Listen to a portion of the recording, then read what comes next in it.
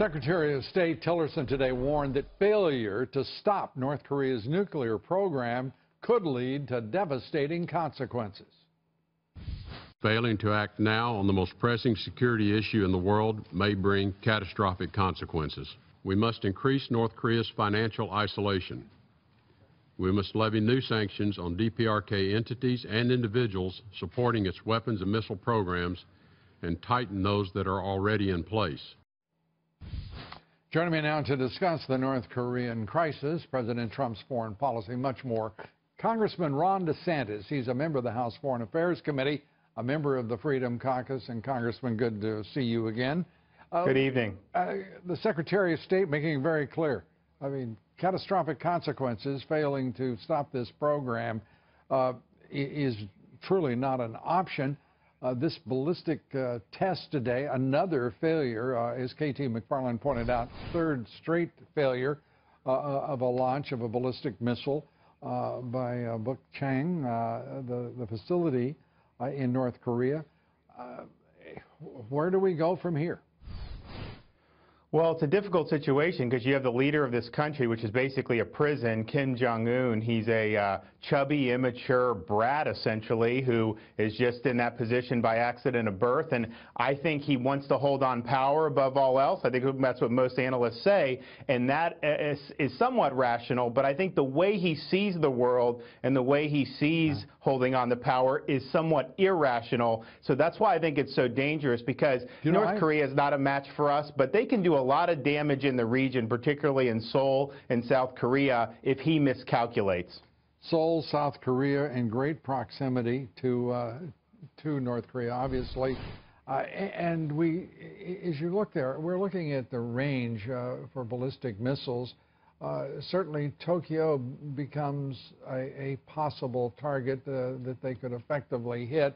Over in the years ahead, they're going to be within range of Manila, Taipei.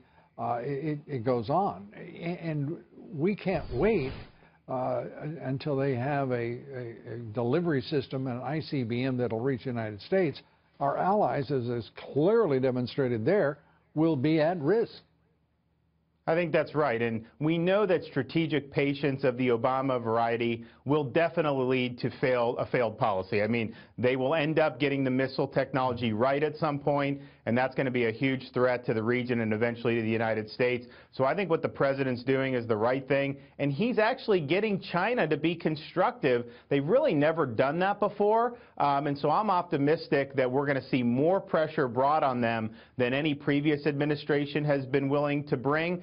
But I think you had mentioned kind of in the previous segment about potential military action. I think that's got to be on the table. I don't want to see that necessarily, but Kim is not going to listen unless he sees that power being projected in his direction. I think that's exactly right. I want to turn to the House. The Freedom Caucus chairman, Mark Meadows, saying you guys are still a few votes away on health care legislation. Are your thoughts about actually getting the votes necessary? Well, I think we should get the votes. I mean, we promised to fully repeal it. That's what I think we should do. That's what most conservatives want to do.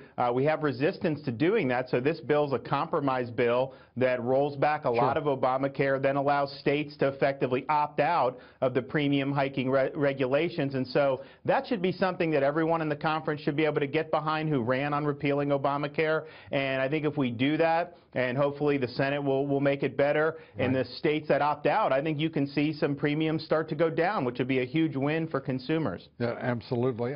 We're over, but let me ask you this one quick question, because you held a hearing Thursday on the wall.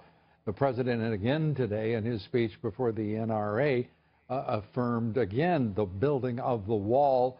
Where do you think we stand with that? The Dems continue to obstruct. Where are you on the wall, and what is a realistic expectation about its construction? Well, the hearing showed that if you build the wall, you will save a lot of taxpayer money because of the cost of illegal immigration and illegal drugs. And we had an angel mom there who lost her son to a previously deported illegal immigrant. And people like that want that border secure and want that wall built. So we have a mandate to do that, and I don't see how you can let the next budget go by without there being money. I mean, you have to have it in there. Everybody who voted for the President of the United States, some 63 million folks want it and expect it. And Speaker Ryan, who had 230,000 folks vote for him, says he's not ready to fund it. Is he going to get over it? Is he going to get over himself? You know, you can do it through things like the Ted Cruz bill to take the drug seizures, which are $15–16 billion worth of property, right, and put that towards construction of the wall. By the way, it's one of the most inventive legislative ideas I've heard in a long time. Senator Ted Cruz coming up with the El Chapo bill, $14 billion expected in forfeited assets. Good for him. And we'll call it, what will we call this? The appropriation and the Ryan avoidance appropriation. Congressman Ryan, we're going to we get that on the floor. Make the Democrats vote on that El Chapo Act. I think that'd be a great vote to have for the American people. Congressman, good to have you with us. Thanks Thanks so much. Congressman Ron DeSantis.